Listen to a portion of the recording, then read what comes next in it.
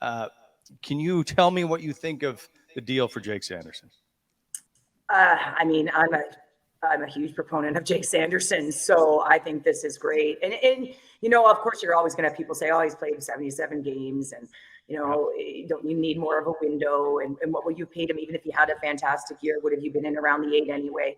But for me, I mean, the Senators' blue line has been lean in the past, and this is the one area in particular where there's been constant question marks around making sure there's a solid top four, making sure that this is a group that can not only play in their end, but activate offensively. And you've got a guy here who came into the NHL, and I can honestly tell you as a former defender, just watching him in the eyes for detail, that he makes it look easy. And so when you have a skater who's dynamic, who's mobile, who can move the puck and makes it look easy in his first year, it's incredible. I mean, playing in all situations, whether you're on the PK at the end of the year, on the power play, and you're talking about a guy that can gap up, that can track back, knows where to be defensively, in my opinion.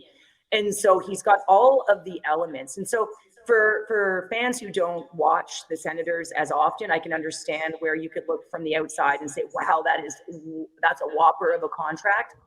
But with the cap going up, with all the guys that you've secured, and for me, he is just so solid. And in terms of defenders coming into the NHL, you know, the pace of game and transitioning in it is such a difficult position to transition into, because inches can mean you get burned. The way your toes turned and your stick is, just the minor details that can have a huge impact on your defensive game and how you activate. And yet this guy managed that. And so for me, this is a no-brainer in terms of you needed him. You needed to lock him in. I think it sends a very clear message to your room and your core that this is what we're building with. And so I think he's fantastic. And I think, you know, it's only going to be an upswing from here. Like, I mean, he came into the NHL his first time.